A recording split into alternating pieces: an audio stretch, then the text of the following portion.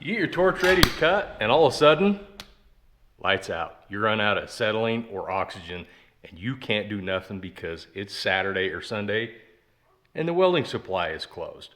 What if I told you you could get a plasma cutter for the same price as renting or buying or refilling a large bottle of oxygen or acetylene? Check this out. So what I have here is the YESWELDER CUT-65-PRO. Now, if you guys have been following the channel for a minute, you'll know that they sent me this YESWELDER MIG 250 Pro a couple months ago, and I'm not gonna lie to you, this thing is awesome. This has become my primary welder, and I haven't even touched my Lincoln welder since I've got this YESWELDER. In fact, the Lincoln welder is back in storage, bottles off of it, everything. Let's dive into this thing, unbox it, and see what we got here. Here's the crown jewel right here. Look at that little bugger.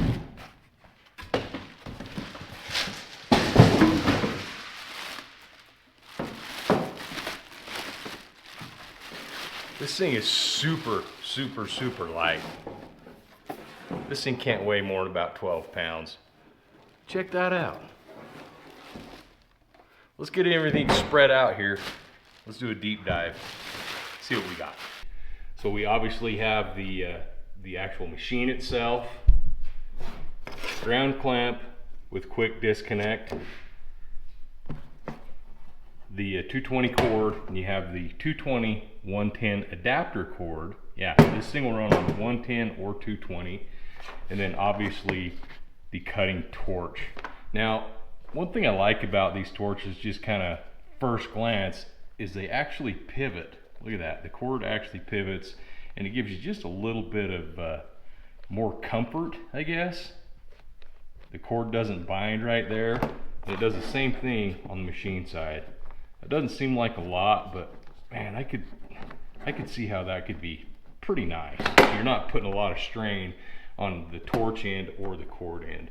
And it comes with this air hose here, so if you want to actually fix this to your air supply or to a bottle, it comes with that. But what I'm going to do is I'm actually going to go straight into the adjustable regulator in the dryer right here with my air fitting. That way I can just spin this thing out, put my air fitting in it, and plug this thing to any air source that I have with the same fitting. Also comes obviously with a owner's manual, a little bit of Tef tape, and an air fitting right there if that's the one you use. That's not quite the one I use, but that's all right, we'll find one. And a consumable wrench. So the one thing that I did see about this that I'm not super thrilled with, but I'm sure is no big deal, it does not come with any consumables for the torch. I looked online, they're pretty cheap, so that shouldn't be a big deal. But if this plasma cutter is like any other plasma cutter I've ever used, you're going to want to have some extra consumables on hand, because when they go, they just go. But having the built-in air dryer right here and pressure regulator, that should help with consumable usage. Now I'm going to go ahead and I'm going to get all the cables hooked up on this thing, get my air supply hooked up to it, and let's see if this thing will actually blow through a piece of metal or not. I'm pretty excited about this. Looks like a nice machine.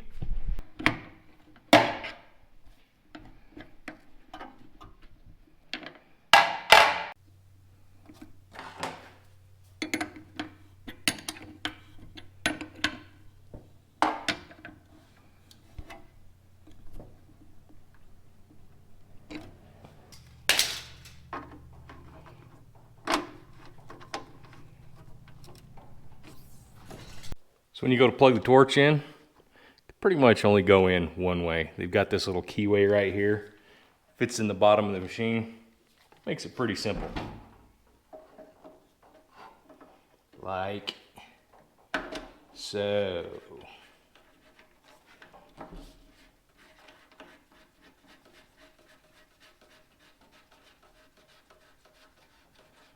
Now, just like I said earlier, you can run this thing off of 220 or 110 with this adapter. Just simply take it. Machine does all the work, figures out the voltage, and you're good to go. Now, it's not gonna cut near as thick material on the 110 as it will the 220. So I'm gonna run this thing on 220 because I have it readily available here in the garage, and we'll hang on to this thing just in case we ever go somewhere where we don't have 220. So let's see what this thing will do. First fire up with this little bugger. This is pretty cool. This shows you the PSI coming into the machine here, and this shows your cut amperage, and it also shows you your voltage. So obviously we are on 220. We're at 75, 76 PSI for my air supply, and it's 65 amps. So let's see. Oh, and it's also got a post-flow control. Wow, that's awesome. So let's mess around here a little bit and see what all this does. So if we want to adjust the pressure, we simply come over here, lift this up. To decrease the pressure, spin it counterclockwise, like so. To increase it, spin it clockwise.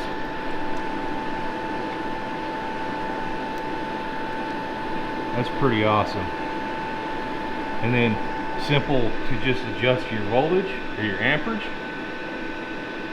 Turn it up to 65 or all the way down to 20.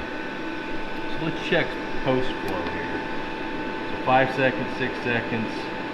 Oh, that's awesome. That'll help a lot with burning up consumables. Wow, my expensive machine won't do that. That's pretty cool. So let's set it at 5 seconds post flow. So what I have here is some nasty old 3/8 mild steel plate, and I'm going to see if I can just come over here and control a cut right along the edge of this thing. I want to see how this will do on 3/8 plate. They claim this will do a lot thicker, but I don't have anything thicker here right now. So honestly, 3/8 is probably as thick as most people at home will cut. So I think this will be a remarkably good test. So I'm gonna get this thing fired up and see if we can just pull this right along that edge and cut us just a sliver right here, just for fun.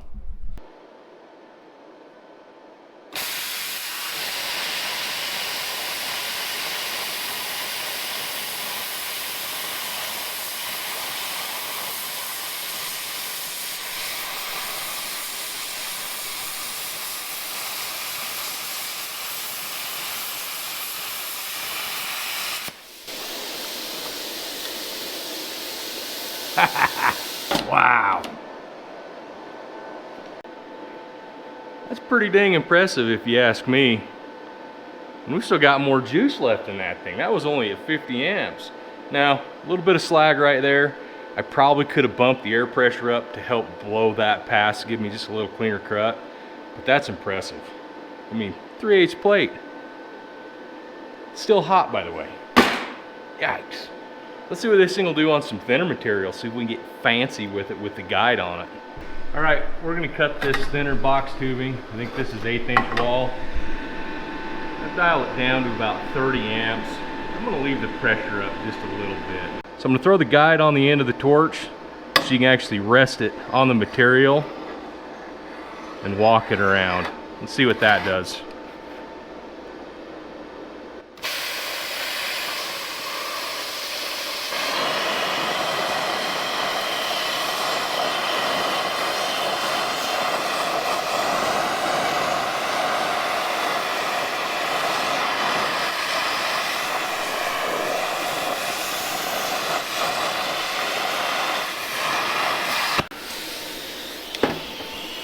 That's a pretty clean cutting right there. It's impressive. So first impressions, at the end of the day, would I recommend this for your home, garage, shop projects? Absolutely. YESWELDER has impressed me once again. This is going to be a great addition to my YESWELDER collection. I've got the 250 Pro, and I just bought this little 125 DS stick welder, which is also awesome. And then now this plasma cutter is just gonna kind of complete the package. So like I said before, for the price, you can buy this thing cheaper and you can go refill large bottles of oxygen and acetylene. And all you need is an air source, like an air compressor. From 1/8 inch all the way up to obviously 3/8 and above, this thing is pretty impressive. So if you guys are interested in one of these things, go down in the description below. There will be a discount code and a link that'll take you right here to save you just a little bit more money on the purchase. So appreciate you guys watching, and another great tool for the shop.